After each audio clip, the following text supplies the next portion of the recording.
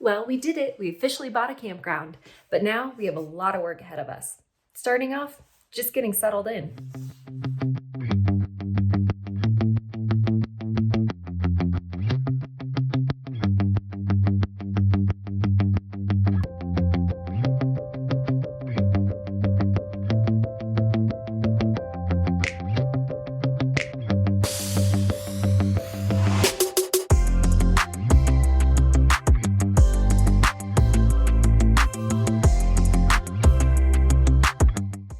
Of course, since we started causing a ruckus inside of the schoolhouse, all of the bugs and little critters started to emerge after they had been living in it while it was unoccupied.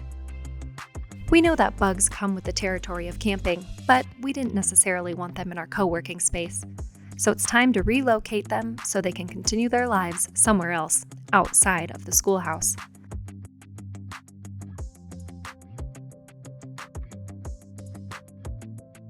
So we've been spending our days unpacking everything and trying to get organized.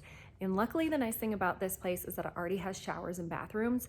That's one of the things I miss the most about traveling full time was having hot, long showers. So we do have showers here, but the temperature wasn't hot enough for me because I'm a woman and like to shower in lava basically.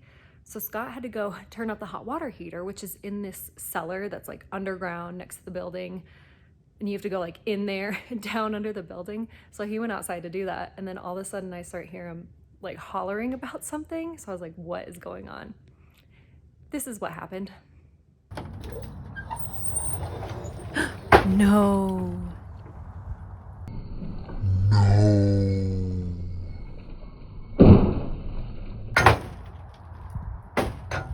One definitely fell.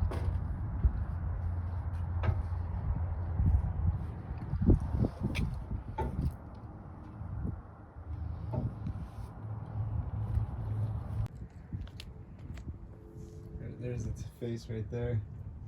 What if it just jumped out at you? I'd scream like a girl. Hate snakes. Okay, so maybe it's not an official like snake pit, but I mean sort of. Like that's literally a pit in the ground and there's snakes in it. So I guess I'm just gonna have to wait for my hot water. But this is part of rural living, I suppose. Oh, and I think we're gonna have to get used to this Colorado springtime wind. Good job.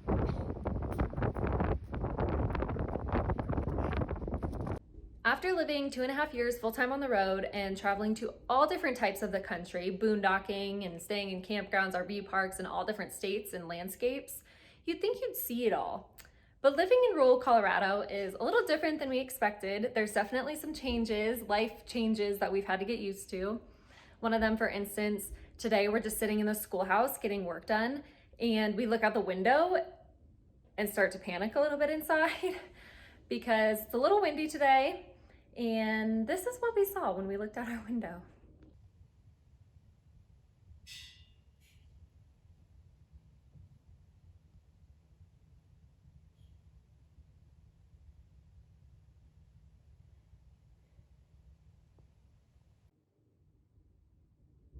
Yeah, that's a pretty decent fire right across our property line, and it's windy.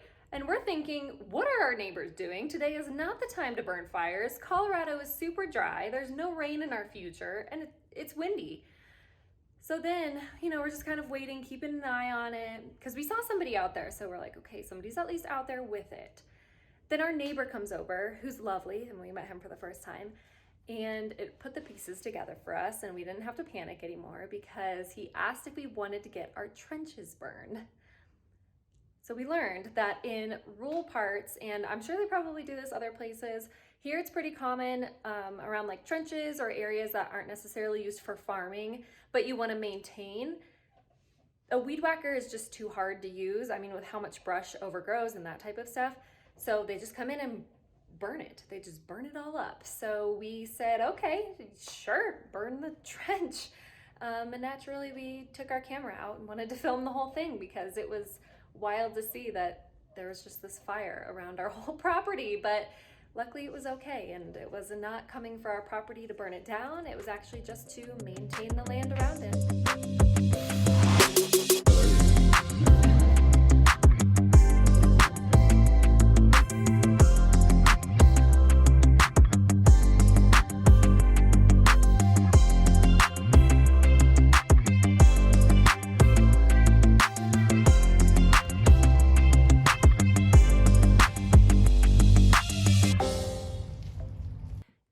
we're gonna go outside because it's a beautiful day outside, and we're gonna do a mock-up site of what we want our back-end sites to look like.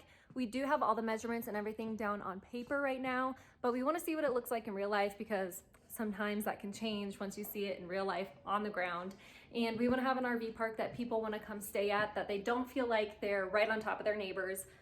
We didn't like places when we traveled in our Class C RV that you felt like sardines packed into an RV site. We want to totally avoid that feeling. So we want to go ahead and mock it up and see if we already have the perfect measurements. And if not, we can change them before we send them in for approval tomorrow.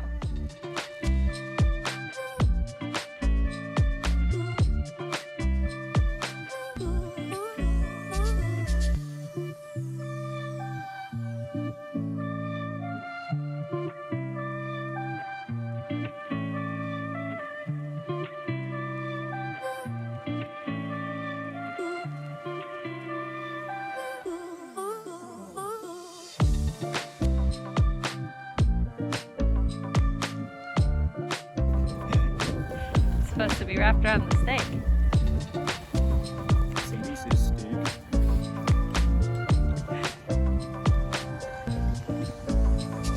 Not for these vegetarians. Look at all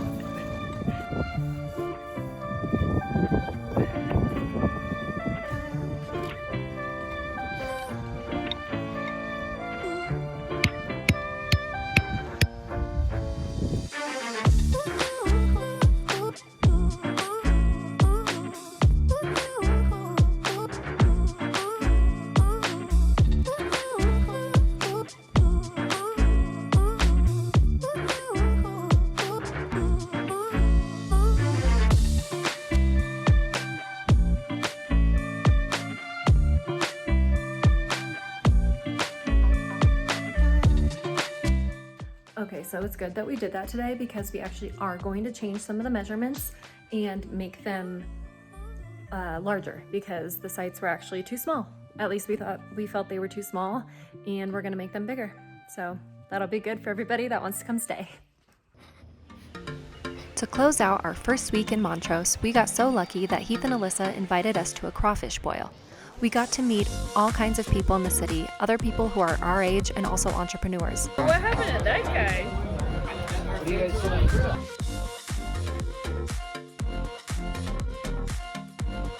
I think we're gonna like it here.